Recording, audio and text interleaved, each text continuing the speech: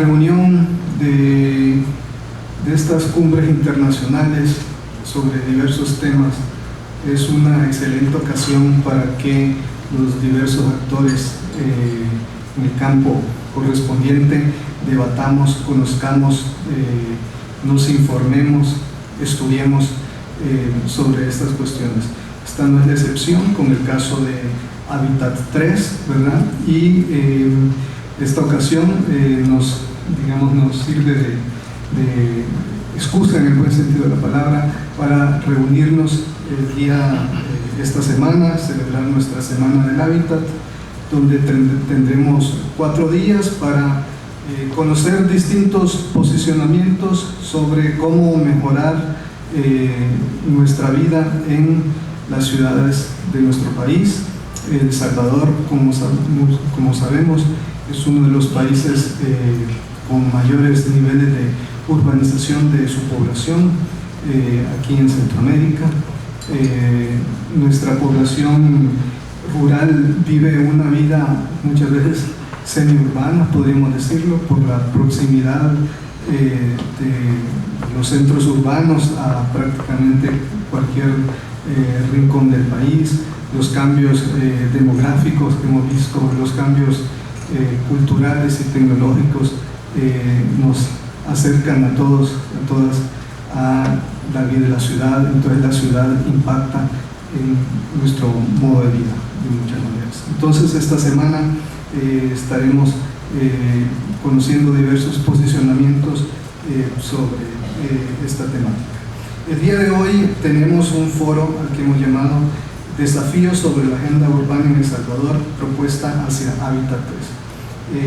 En este marco tenemos a los integrantes de nuestra mesa de honor, como les decía, el padre Andreu Oliva, rector de la universidad, licenciado Edín Martínez, especialista en hábitat y vivienda, que durante 20 años fue director de la Fundación Salvadoreña de Desarrollo y Vivienda, Fundasal.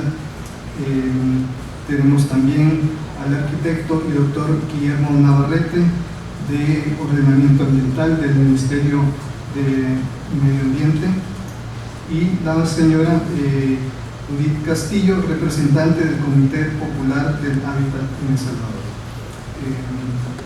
Vamos a tener una media hora para escuchar a nuestros ponentes, a cada uno de nuestros ponentes. Posteriormente tendremos un espacio de preguntas, respuestas, aportes, comentarios, ¿verdad?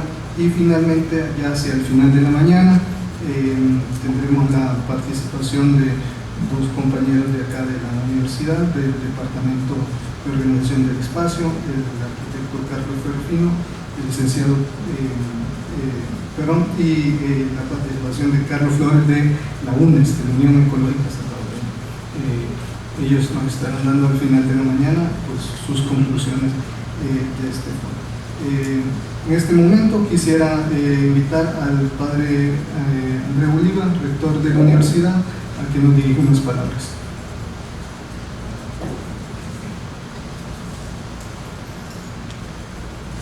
Buenos días, tengan todos y todas bienvenidos y bienvenidas a la UCA y a estas jornadas del hábitat, a esta semana del hábitat. Un saludo muy especial a la mesa que me acompaña y que serán los ponentes en este foro. Realmente creo yo que es una pena, esperemos que llegue más gente más tarde, ¿verdad? Que seamos tan poquitos en este evento tan importante que nos va a servir para prepararnos para este encuentro a nivel mundial, la tercera conferencia de Naciones Unidas sobre vivienda y asentamientos humanos sostenibles, que se realizará ahora en octubre, ¿verdad?, en Quito, Ecuador, y en la que me consta que nuestro gobierno va a tener una representación oficial bastante nutrida. El tema del hábitat es realmente un tema importante, ¿verdad? A veces solo pensamos en el hábitat como la vivienda y nada más, pero como ya se ha hecho referencia, el hábitat es mucho más que la vivienda, tiene que ver con todo el entorno, con todo el espacio ¿verdad?, con la manera que tenemos de vivir. Y yo pensaba, bueno, realmente si miramos bien a nuestro país y sobre todo a esta área metropolitana del Gran San Salvador, deberíamos decir que no tiene las mejores condiciones para un buen hábitat, sino que todo lo contrario, ¿verdad? Tiene muchísimas dificultades que hagan de esta ciudad un hábitat agradable para todos los que en ella vivimos. Hay tres aspectos, tres principios que contemplará la nueva agenda urbana que se ha trabajado para este encuentro, que me parece que son interesantes y que son muy útiles para nuestro país. No dejar a nadie atrás. Economías urbanas sostenibles e inclusivas y sostenibilidad ambiental. Y lo que pretende, pues, el encuentro es que las asumamos todos. Por otro lado, esta nueva agenda promueve conceptos y lineamientos que son fundamentales para que nuestras ciudades sean inclusivas, seguras, resilientes y sostenibles. Y ello también me parece que es útil para nuestro país, porque somos un país muy pequeño, un país con una geografía también, pues, muy variable y con una alta densidad de población, ¿no? La necesidad de la densificación urbana en lugar de la extensión de las ciudades, el uso mixto del suelo en lugar de la zonificación y la preservación de los paisajes y recursos naturales y los espacios públicos para todos. Yo creo que son elementos que todos, ¿verdad?, sentimos valiosos, necesarios y que deberían aplicarse en nuestro país, pero desgraciadamente estamos muy lejos de ello. Quisiera traer esta mañana algunas reflexiones que se han hecho sobre los avances de las conferencias anteriores, Hábitat 1 y Hábitat 2. Hábitat 1 se hizo en el año 76, hace 40 años. Hábitat 2 hace 30 años, ¿verdad? Y ahora esta. Ha pasado mucho tiempo. Ha pasado mucho tiempo de estas conferencias y se definieron planes de acción interesantes, pero que lastimosamente, como ocurre muchas veces, su cumplimiento es parcial. Porque con el crecimiento de las ciudades, en esos años 80 y 90 ha habido una explosión en las ciudades, una gran migración del campo a la ciudad, ha habido una urbanización muy alta en nuestros países y además un modelo neoliberal y privatizador de la economía que ha disminuido la capacidad de los estados en intervenir en materia de vivienda, dejando en manos del mercado algo tan fundamental como es el hábitat, ¿verdad?, como es el derecho a un hábitat digno. Y en estos años lo que hemos tenido más bien es profundización de la marginalidad, de la desigualdad, sobre todo en lo que tiene que ver el acceso al suelo, a la vivienda, a un hábitat seguro. En la agenda de Hábitat 2 realmente, pues, pretendía en el 96 avanzar hacia esto y asumió tres compromisos importantes: una vivienda adecuada y la vivienda como derecho humano y asentamientos humanos sostenibles. También todavía queda mucho para lograr estos objetivos. Estas jornadas de esta semana, y yo creo que es un proceso que se ha iniciado en el país hace tiempo y por eso felicito a todas las organizaciones que están trabajando a nivel de hábitat, a nivel de vivienda, desde los distintos sectores, ¿verdad?, y la creación de la política nacional de vivienda y hábitat que el presidente de la República asumió y quiere, pues, que realmente no quede en el papel, sino que se lleva a la práctica, es fruto precisamente de toda esa reflexión y ese análisis sobre el hábitat. Pero realmente hay algunos aspectos que nos deben preocupar y que nos deben buscar alternativas, soluciones, ¿no?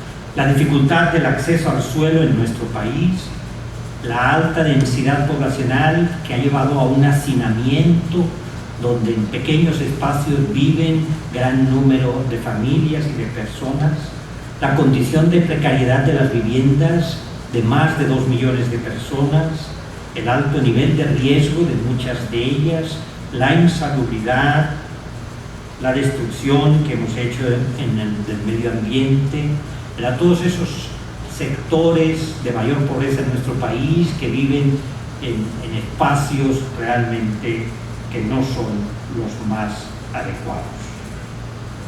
Y eso nos debería escandalizar, no nos debería dejar dormir tranquilos. Y yo creo que los que estamos aquí, eso es lo que hacemos, ¿verdad?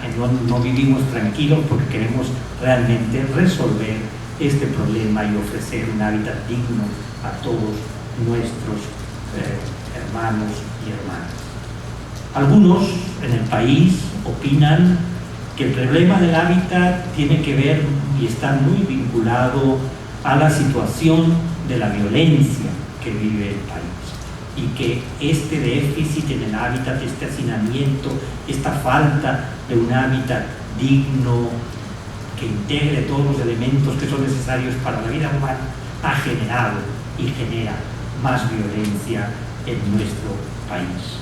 Y por eso yo creo que es importante, y es importante pues que llamemos a las autoridades a ponerse los zapatos de los sectores populares y a que hagan mucho más de lo que hacen para el servicio de ellos.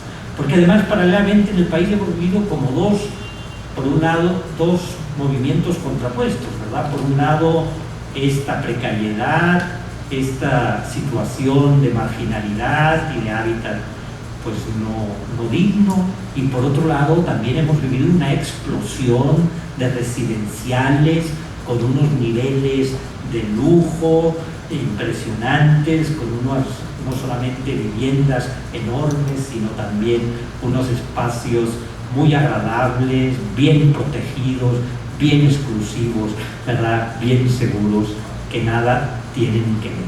O sea, el país, yo creo que se nos ha ido pues cada vez haciendo distinto, dividido en 2 o en 3 partes, ¿verdad? Con unas condiciones completamente distintas unos de otros.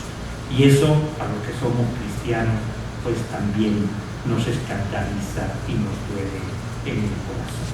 Y ahí es donde uno siente que no ha habido interés de parte de las autoridades, ¿verdad?, en resolver este problema. Porque si de todos esos residenciales de lujo, si de todas estas viviendas realmente se hubieran pues cobrado los impuestos oportunos, se hubiera obligado a la vez a reservar uso para vivienda social, se hubiera obligado a que parte de estos fondos se dedicaran a mejorar las condiciones de hábitat en nuestros asentamientos precarios, las condiciones serían muy distintas. Por tanto, no podemos decir que no es posible resolverlo, sino que no ha habido voluntad de resolverlo y que se ha favorecido precisamente esa gran diferenciación social en nuestro país. Nosotros, ¿verdad?, y todas las organizaciones que están queriendo trabajar para la mejora del hábitat y que han sido parte de este encuentro, están ahí en el mural que nos han puesto pues todas las organizaciones que han contribuido a esto. Yo creo que tenemos un gran compromiso, ¿verdad?, con nuestro pueblo, un gran compromiso por mejorar las condiciones del hábitat y de la vivienda, y no solamente un compromiso de palabra, sino que tenemos hechos, ¿verdad?, muchos años de trabajo a la par de la gente para ofrecer condiciones dignas de vivienda y hábitat, y para que ese derecho a la vivienda se haga una realidad. Creo que tenemos que seguir trabajando juntos con los esfuerzos que cada uno pueda aportar desde lo que cada uno sabe y hace para seguir avanzando, ¿verdad? Y hay que seguir conquistando esos espacios, denunciando la injusticia estructural en este sector de la vivienda y de la construcción. A mí me llama mucho la atención, ¿verdad?, cómo se ha encarecido la vivienda en nuestro país en estos últimos años.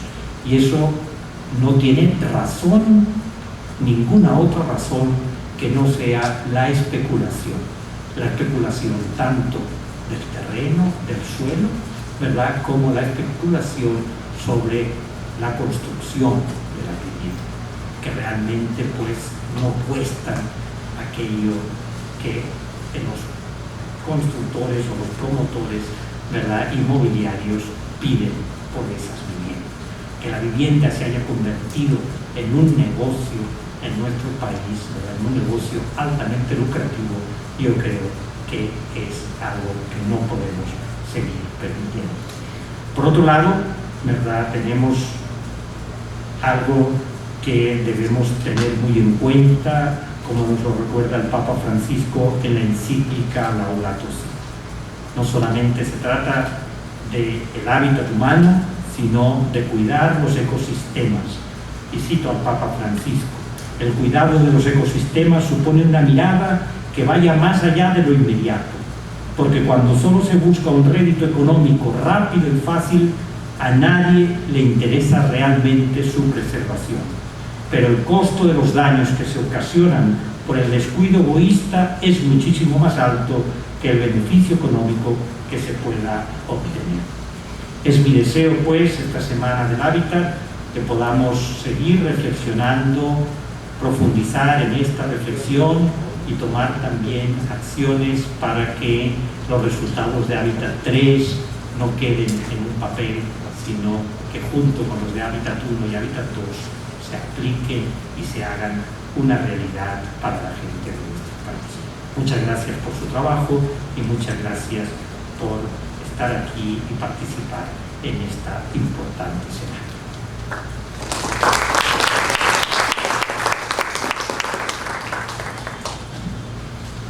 Muchas gracias, Padre Oliva. Nuestro siguiente expositor tiene una larga trayectoria de trabajo en estos temas de vivienda y hábitat. Por 20 años, como les decía, fue el director de esta organización, la Fundación Salvadoreña de Desarrollo y Vivienda Mínima, Fundasal, que es uno de los, como ya han tenido oportunidad de escuchar, es una de las instituciones que está organizando esta Semana del Hábitat. El señor Edín Martínez actualmente es el coordinador del subprograma 14B, Programa de Ciencia y Tecnología Iberoamericano en el tema de hábitat y vivienda, y ha sido también viceministro del Viceministerio de Vivienda y Desarrollo Urbano. Le invitamos a que nos dé su ponencia para este día.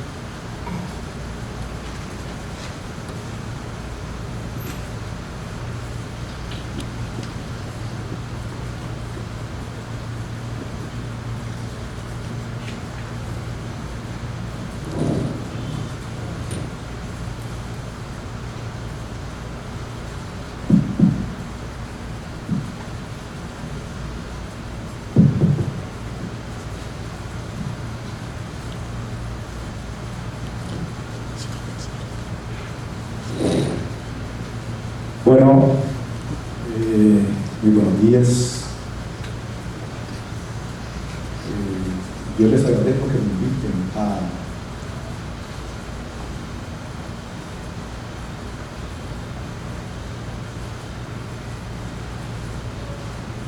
que me han invitado a esta actividad para hablar de un tema que a mí me parece muy importante, de ver qué es lo que podemos decir de él, porque hay muchas cosas en media hora, que es el tiempo que yo tengo asignado. Ya habrá gente que va a hacer señales cuando yo vaya llegando con el punto de mi tiempo asignado. Entonces, los antecedentes de Hábitat 3, ¿verdad?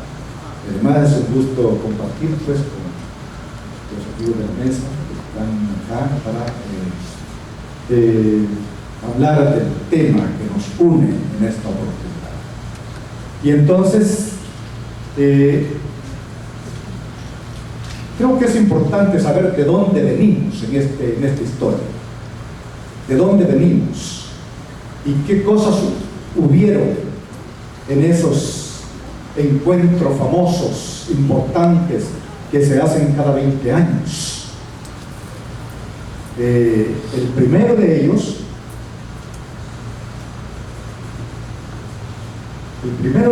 fue en Vancouver. A ver si me funciona este cuento.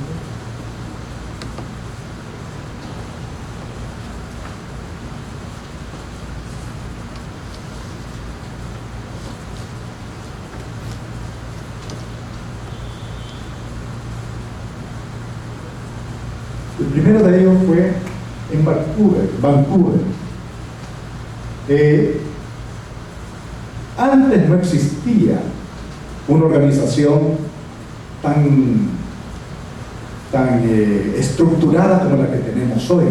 Lo que teníamos era una fundación Hábitat en los años de 1970, Fundación Hábitat, que estaba asignada, era como un apartadito que tenían ahí en el programa de las Naciones Unidas para el Medio Ambiente.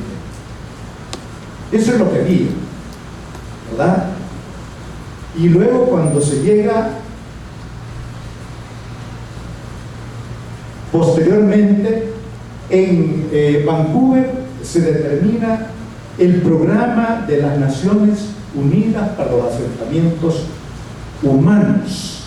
O sea, es lo que se crea, una nueva institucionalidad que viene de esa plataforma medio desteñida que existía en el año 70, en 1970, ¿verdad? O sea, además asignada a otra, no tenía una independencia ni la personalidad que tiene la institucionalidad de hoy, que tiene su sede en Nairobi.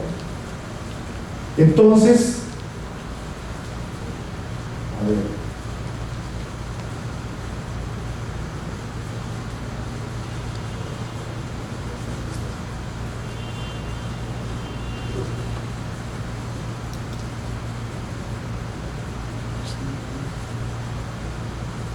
luego viene la reunión de Vancouver, que se realiza el 31 de mayo al 11 de junio. Hábitat 1.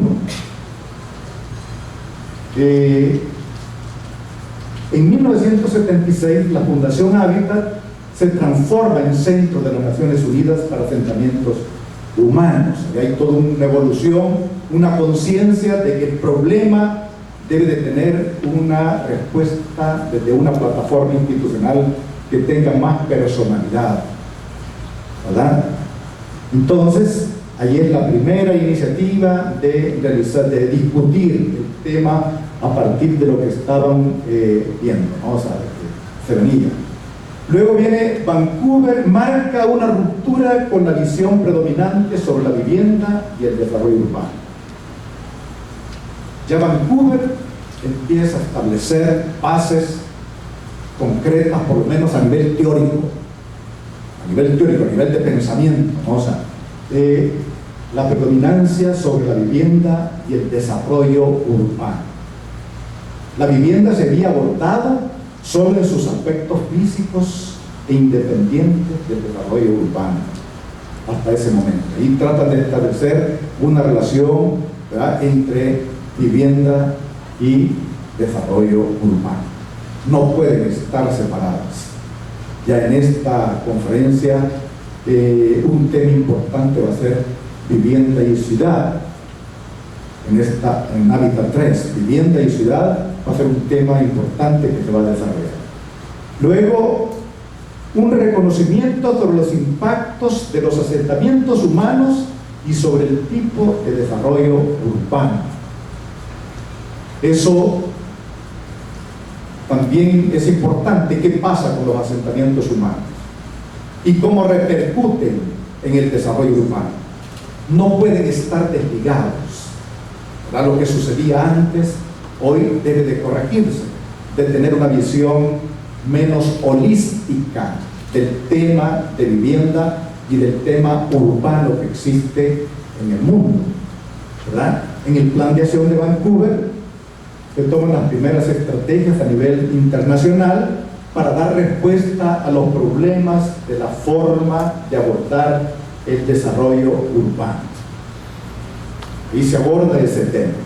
Se dieron recomendaciones a los gobiernos para desarrollar estrategias y políticas nacionales que fueran en esa línea. Luego, el mandato de la ONU quedó establecido en Vancouver en un plan de acción que se debería ejecutar a partir de esa cumbre. Entonces,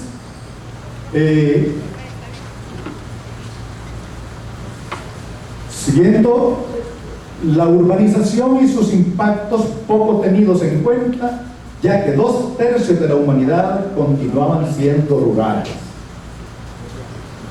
¿verdad? O sea, no había conciencia de esa relación entre el urbano y los asentamientos humanos, pienso yo, porque todavía la problemática de las grandes aglomeraciones urbanas no existía, ¿verdad? Por ese fenómeno, por esa relación que existía. Y 2/3 de la humanidad continuaban siendo rurales en ese periodo de Vancouver. Entonces, de 1976 a 1996, con un apoyo exiguo y un mandato poco contundente, Habitat previene los problemas que emergen del crecimiento urbano masivo en los países llamados del tercer mundo.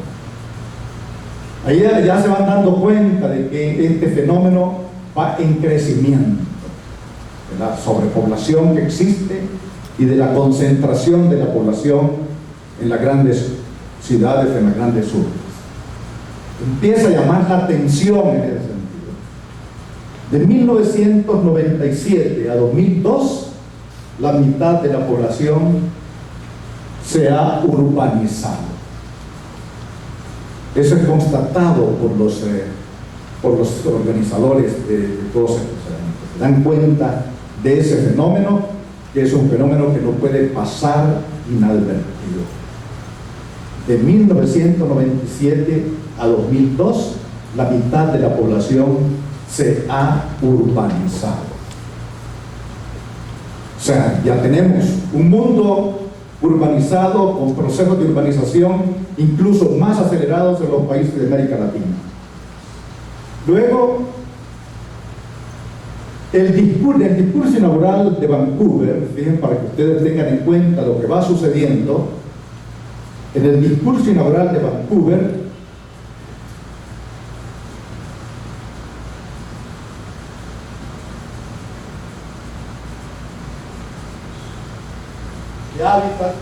el director de Habitat dijo que un poco más de 1/3 de la población humana tiene viviendas infrahumanas, carece de agua potable, de alcantarillados y de energía eléctrica.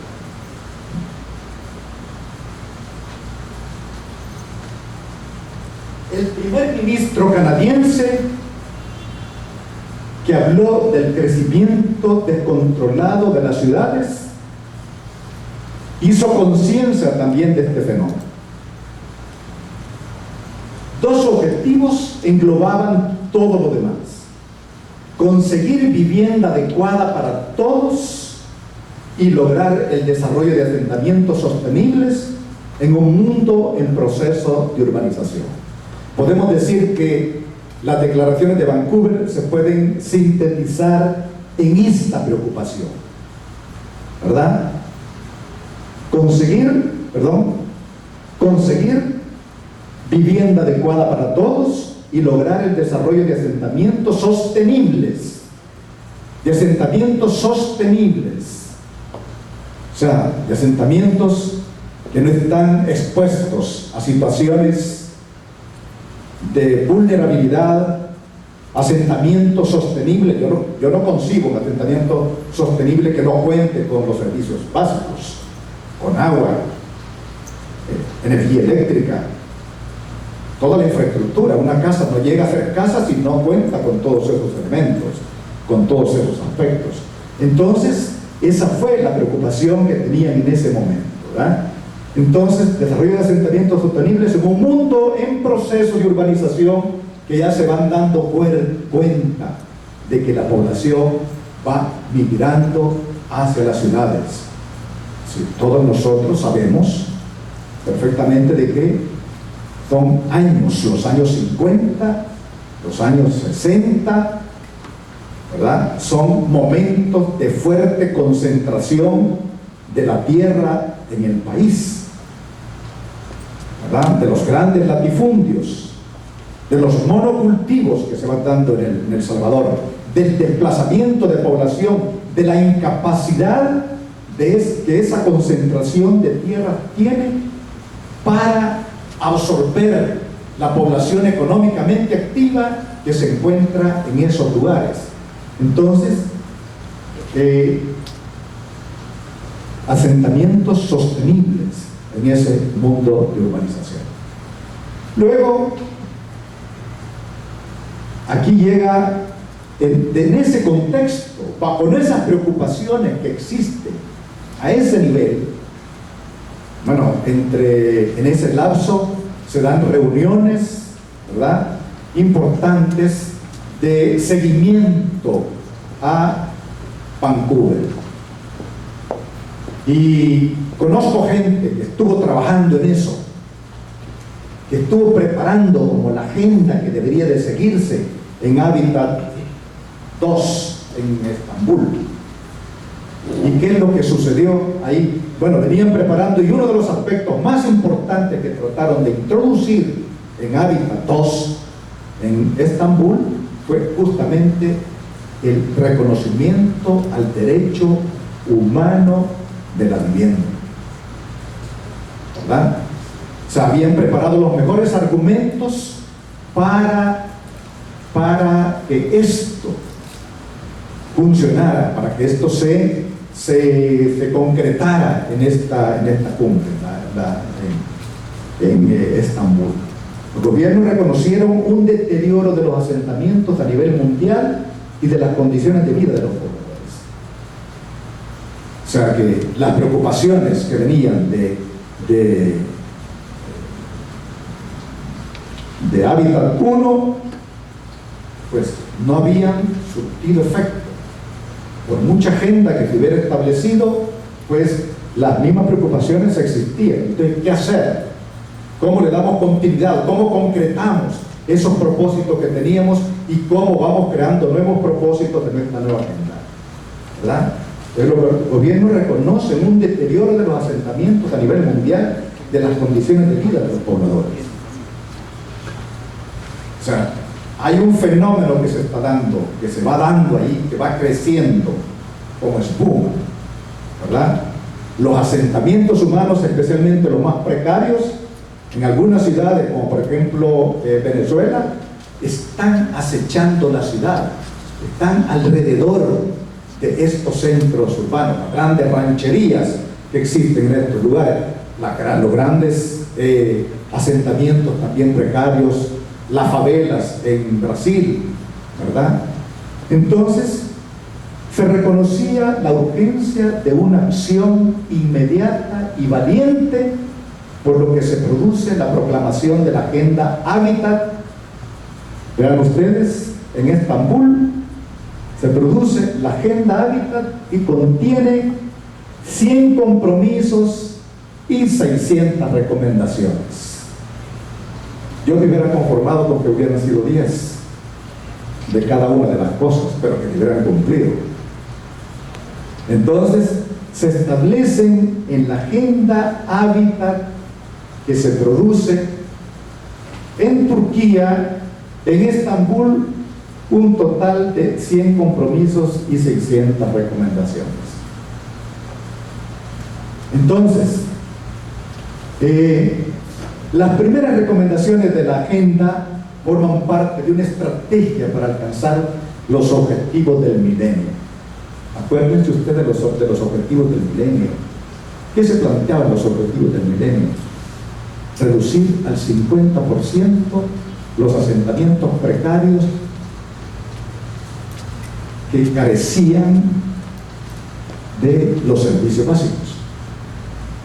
Yo pienso que de allí es donde surge esta oleada de los organismos internacionales de financiar programas que van un poco en esa línea por el seguimiento que supuestamente había que hacer con respecto a eso. Muy bien, me dicen que tengo todavía 5 minutos prorrogables. Entonces, hasta el momento las intervenciones se habían limitado a la ciudad convencional, ignorando que la mayor parte de ciudades de los países periféricos se autoedifica por parte de las familias al margen de la normatividad. Bueno, las grandes ciudades, por lo menos de las zonas del llamado tercer mundo, son ciudades que gran parte de ellas ha sido construida por la gente que no ha pasado por las normas establecidas ni por los servicios profesionales para los procesos de construcción. Se adopta un plan de acción con 132 países participantes. Se crea un plan de acción. En la práctica y en la teoría se están haciendo esfuerzos para que las cosas se realicen y sucedan. La evolución en parte determinada por el agotamiento del modelo de sustitución de importaciones y de un estado de bienestar a partir de los años 50. Todo esto que va sucediendo, estas preocupaciones y todo esto, se dan en el contexto del agotamiento del modelo de sustitución de importaciones y de un estado de bienestar, ¿verdad?, que existía en el pasado. Luego, bueno, ¿qué pasó en los 20 años? ¿Qué sucedió entre Vancouver y Estambul? ¿Qué sucedió? ¿Cuáles eran las preocupaciones que habían y qué pasó? Vean, globalización de la economía. ¿Se acuerdan ustedes de que había que crear ciudades competitivas? ¿Y qué era crear ciudades competitivas? Crear la infraestructura más adecuada para que las mercancías tuvieran un libre paso. ¿Verdad? Y los acuerdos que habían entre los países de América Central de que hacemos carreteras y yo hago las mías, ¿verdad?, para que no haya ningún problema en el paso. Eso era parte, ¿verdad? Contamos todavía con 3 minutos. Y entonces, el desarrollo del sector terciario bajo el perfil del sector agrícola e industrial, ¿verdad? Por el bajo perfil del sector agrícola e industrial. Bueno, el sector terciario, el comercio, era lo que predominaba, ¿verdad? Y entonces, innovación de tecnología creciente, de tecnología y creciente urbanización. Cesión de competencias, cesión aquí es con C, cesión de competencias a las autoridades locales. Se ceden competencias a las autoridades locales, ¿verdad? Luego, las ONGs y los movimientos locales levantan su perfil en la vida económica y social. Hay un crecimiento y multiplicación de los megápolis, crecimiento de la población urbana. Más de la mitad de los habitantes residen en áreas marginales, lo que conlleva a grandes problemas de vivienda y de empleo.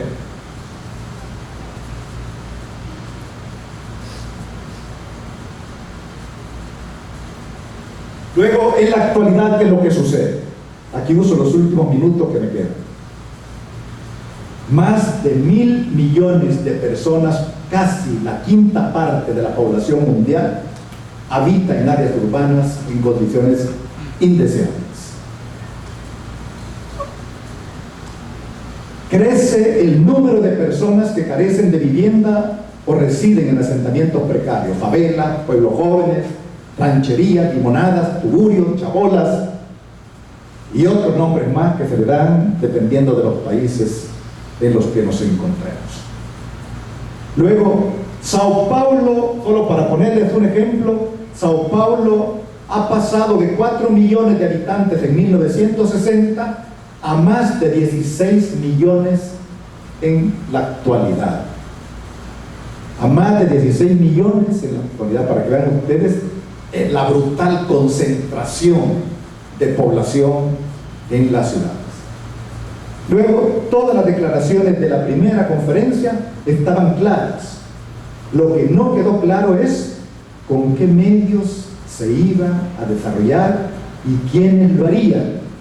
Eso fue objeto de un largo debate en Vancouver, pero no quedó nada claro y las respuestas quedaron aplazadas para que fueran retomadas en Estambul. Pero Estambul tuvo el mismo problema. El proceso para acercarse a Estambul comenzó con retardo, ¿verdad? O sea, la convocatoria de la ONU plantea retos y oportunidades para un desarrollo sostenible de las ciudades. Se invita a las organizaciones ciudadanas y a los gobiernos a adoptar una participación activa para materializar las recomendaciones que se derivan de la conferencia. Estaban preocupados, no sucedía nada, ¿verdad? Y entonces hacen llamados a los distintos gobiernos, ¿verdad?, locales y nacionales. No me gusta decir gobiernos centrales. Luego, los términos sugeridos en la convocatoria de Estambul fue la pobreza urbana y los programas para su reducción, la generación de empleo, la globalización y competitividad de las ciudades, las megaciudades, la integración social, la responsabilidad cívica, la gestión urbana y participación, los gobiernos locales, la problemática de género, la sostenibilidad del medio ambiente, el derecho a la vivienda y la cultura urbana, ¿verdad?, eran como las preocupaciones y lo que mandaron a los distintos gobiernos para que se fijaran en ese tipo de problemáticas que existían en nuestro país. Finalmente, en El Salvador urge reincidir en una reorientación del patrón de crecimiento urbano. Este se caracteriza por su insostenibilidad. Si seguimos así como vamos, miren, los problemas van a ser tremendos. Ya estamos sintiendo los grandes atolladeros que existen a nivel del transporte. Ya estamos sintiendo las problemáticas de violencia que, ojo, desde mi punto de vista tiene que ver con estas condiciones que se están planteando acá, de las cuales las grandes cumbres han tenido conciencia, pero que no se han trasladado a la práctica concreta para enfrentarlas, ¿verdad? Entonces, hoy estamos pagando consecuencias de no haber hecho lo que en un momento determinado se planteó. La insostenibilidad del crecimiento urbano, del modelo urbano, se manifiesta en las limitaciones territoriales agravadas por la irracional e injusta forma de utilización de la tierra, ¿verdad? Aquí se han hecho gentes millonarias a pura especulación del suelo, con inversiones de quién, no de los que han especulado, sino de los estados, de los gobiernos, ¿verdad? Y allí no ha habido ninguna ley que establezca el retorno de la inversión que el Estado ha hecho en esos lugares. Esto todos lo sabemos, pero hay que recordarlo, ¿verdad?, para que no se nos olvide. Luego, las limitaciones en el acceso al agua. Estamos teniendo manifestaciones concretas con respecto al tema del agua, pero son producto de lo que no hemos hecho en el pasado, o de lo que hemos hecho en el pasado, ¿verdad? De cualquiera de las dos cosas, ¿verdad? El incremento de áreas urbanas en zonas de riesgo. Cada vez yo me tomé el trabajo de ir tomando fotografías a un hoyo que hay cerca de Hacienda. Cada vez que pasaba por ahí, una foto. Ya al siguiente mes, otra foto. Y así el hoyo iba creciendo. Si ese hoyo lo hubieran tratado en un primer evento, le hubiera costado 30, 40, 50 pesos. Hoy están, por lo menos lo he visto cercado, creo que algo van a hacer. Yo calculo que le va a costar quizás unos $5,000. Una cárcava que costaba en un primer momento $20,000, cuando yo estuve en el gobierno, $20,000, terminó costando después $2 millones. O sea, el costo de no hacer las cosas a su tiempo y en su momento, ¿verdad? Y ahí tenemos una ciudad de baches, pero esos son baches que después va a costar mucha plata el tener que repararlos. Bueno, de esto habría mucho que decir, ¿verdad? El incremento entonces de las áreas urbanas en zonas de riesgo, la informalización de la economía urbana, la violencia, que yo creo que debemos de preguntarnos, como decía cada vez más, si el componente hábitat no tiene su parte en este tremendo problema. Hay asentamientos que son violentos, ¿verdad? Y que producen violencia, producen sentimientos de violencia, ¿verdad?